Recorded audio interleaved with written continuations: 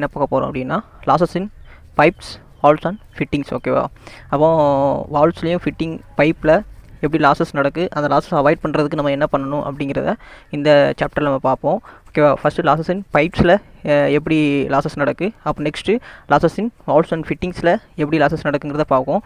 First பைப்பில் ஏன் நம்ம ஃபஸ்ட் பார்க்க போகிறோம் அப்படின்னா அங்கே தான் மேஜர் லாசஸ் க்ரியேட் ஆகுது. Major losses occurs as the fluid flow through pipe hoses and tubing. ஓகேவா?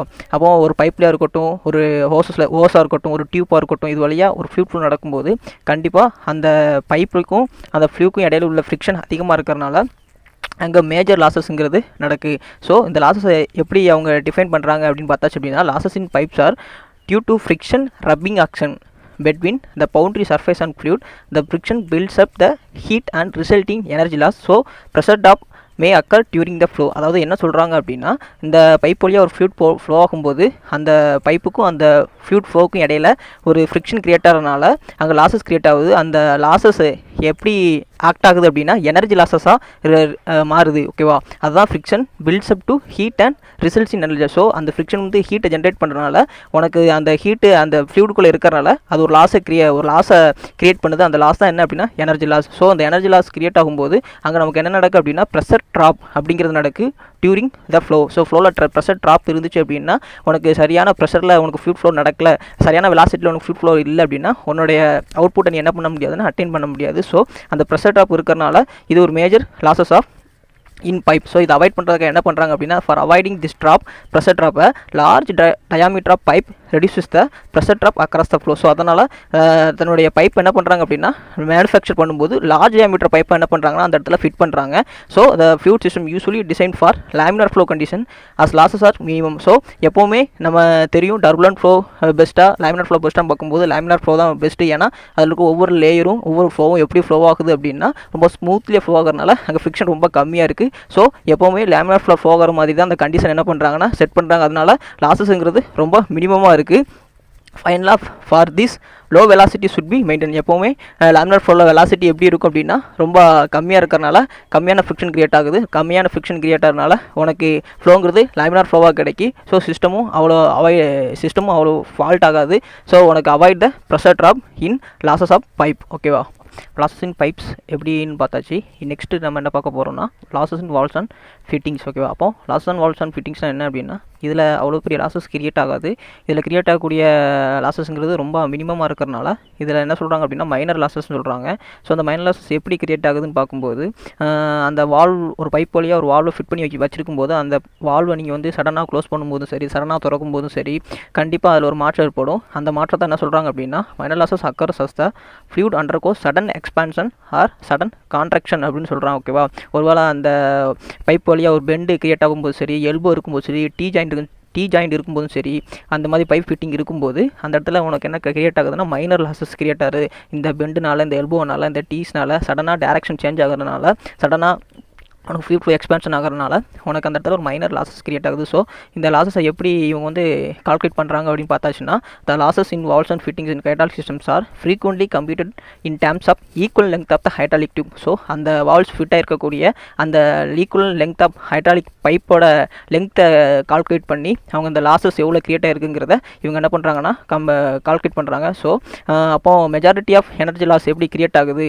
இந்த வால்வ்ஸ் அண்ட் ஃபிட்டிங்ஸில் அப்படிங்கிறத பார்ப்போம். Majority of energy loss are due to change in cross section of flow path and change in flow direction. அதாவது மேலே சொன்ன மாதிரி தான். So change in flow direction நடக்கும்போதும் சரி, ஒரு ஃப்ளோ பேத்துங்கிறது கிராஸ் செக்ஷன் ஒன்று பெருசாக இருந்து ஒன்று சின்னதாக இருக்கும்போது, இந்த மாதிரி ஒரு கிராஸ் செக்ஷன் இருக்கும்போது சின்ன பைப்பிலேருந்து பெருசாக அப்படிங்கிற கிராஸ் செக்ஷனுக்கு போகும்போதும் சரி, ஒரு சேஞ்ச் இன் டைரக்ஷன் நடக்கும்போதும் சரி, உனக்கு majority of energy loss create ஆகுது. ஸோ இதை என்ன பண்ணுறாங்க அப்படின்னா இதில் கிரியேட் ஆகக்கூடிய ஹெட் லாஸ் எப்படி இருக்குன்னா directly proportional velocity of the ஃப்ளூயிடுக்கும் ஆக்சிலரேட்டிங் கிராவிட்டி ஆஃப் அதனுடைய ஃப்ளூயிடுக்கும் டைரக்ட்லி ப்ரொபோர்ஷனலாக இருக்கிறனால இந்த ப்ரொபோர்ஷனலாக நம்ம ரிமூவ் பண்ணுறதுக்காக ஒரு ஃபேக்டர் ஆட் பண்ணுறோம். இந்த ஃபேக்டர் தான் என்னென்னா factor of valve and fitting. ஓகேவா? இதுக்கு no dimension. So HL = K V²/2G.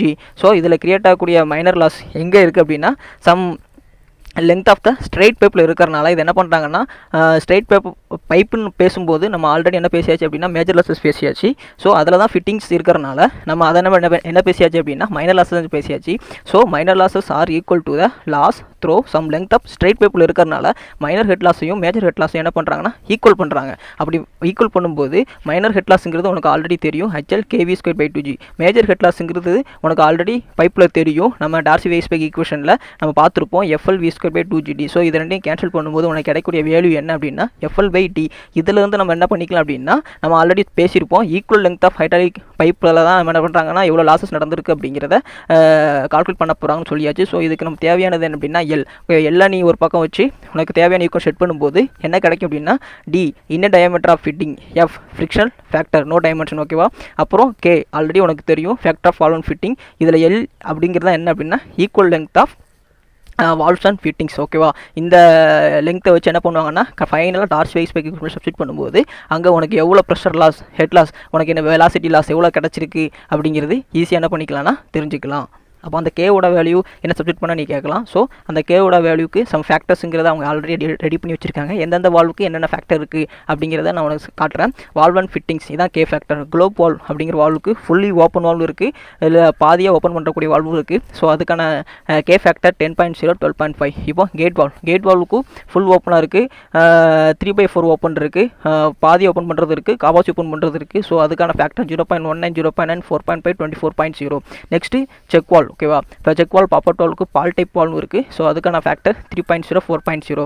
அப்புறம் return bend, standard tee, standard elbow, 45 degree elbow, இந்த டைப் ஆஃப் ஃபிட்டிங்ஸ்க்குலாம் என்ன ஃபேக்டர் அப்படின்னு பார்த்தாச்சு அப்படின்னா 2.2 1.8 0.9 0.42. இதுதான் என்ன அப்படின்னா அதில் சப்ஸ்டிட் பண்ணக்கூடிய ஃபேக்டர் ஆஃப் வால்வோட வேல்யூ, ஓகேவா. இப்போது நம்ம ஒரு ஸ்மால் ப்ராப்ளம் பார்க்கலாம். 2 மார்க்கில் வரக்கூடிய ஒரு சின்ன ப்ராப்ளம். ஒரு ஃப்ளோங்கிறது டர்புலன்ட் ஃப்ளோவா இல்லாட்டி லேமினார் ஃப்ளோவா அப்படிங்கிறது எப்படி செக் பண்ணலாம் அப்படின்னு இந்த சம் மூலமாக நீ தெரிஞ்சுக்கலாம், ஓகேவா. அப்போ oil with kinematic viscosity of 0.32 × 10⁻⁴ m²/s flowing through a 25 mm pipe at the rate of 375 L/min is the flow laminar turbulent. அதாவது இந்த ஃப்ளோ வந்து லேமினாரா டர்புலண்டா அப்படி சொல்லி கேட்டிருக்காங்க, ஓகேவா.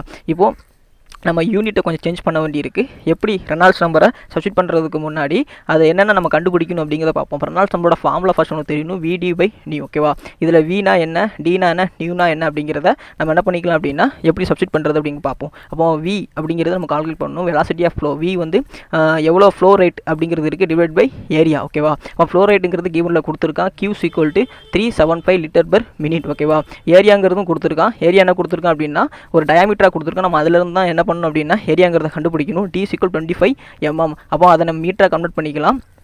அதே நேரத்தில் உனக்கு ரேட்டுங்கிறது 375 லிட்டர் மினிட்டில் கொடுக்கறனால உனக்கு அதை செகண்ட்ஸாக கன்வெர்ட் பண்ணிக்கலாம், ஓகேவா. லிட்டரை மீட்டர் க்யூப்பாக கன்வெர்ட் பண்ணிக்கலாம். 1 லிட்டர் = 1/1000 மீட்டர் க்யூப். இது மேலே போயிட்டுனா 10⁻³ மீட்டர் க்யூப். ஸோ இதெல்லாம் என்ன பண்ணலாம் அப்படின்னா இதில் சப்ஸ்டிட் பண்ணலாம். இப்போ 375 L/min க்யூவில் சப்ஸ்டிட் பண்ணும்போது 1 minute = என்ன அப்படின்னா 60 seconds, ஓகேவா. அதனால் நான் 60 விடுவேன். டிவைட் பை ஏரியாவுக்கு ஃபார்முலா 5/4 D², ஓகே. by/4 × D²க்கு நான் ஆல்ரெடி மீட்டரில் மாற்றி வச்சிருக்கேன். 25 × 10⁻³ இதை நீ சிம்பிளிஃபை பண்ணும்போது உனக்கு வரக்கூடிய ஆன்சர் என்ன அப்படின்னா 12.73 மீட்டர்/செகண்ட்ஸில் கிடைக்கும். ஸோ அந்த வெலாசிட்டியை தூக்கி என்ன பண்ண போகிறோம் அப்படின்னா நேராக ரெனால்ட்ஸ் சப்ஸ்டிட் பண்ணுவோம். அப்போ 12.73 × D ஆல்ரெடி மீட்டரில் இருக்கணும் 0.025. ஆல்ரெடி நியூ உனக்கு எவ்வளோ கொடுத்துருக்கோம் அப்படின்னா கைனமெட்டிக் விஸ்காசிட்டி 0.32 10⁻³ மீட்டர்²/s. அப்போ அதை சப்ஸ்டிட் பண்ணும்போது உனக்கு வரக்கூடிய ஆன்சர் என்ன அப்படின்னா 9945.3. இது வந்து நம்ம ஆல்ரெடி பார்த்த மாதிரி 2000க்கு கீழே இருக்கா 4000க்கு மேலே இருக்கான்னு பார்த்தாச்சுன்னா 4000க்கு கிரேட்டர் தானே இருக்கிறனால இந்த ஃப்ளோ வந்து டர்புலன்ட் ஃப்ளோ அப்படின்னு நம்ம என்ன பண்ணிக்கலாம் அப்படின்னா எடுத்துக்கலாம்.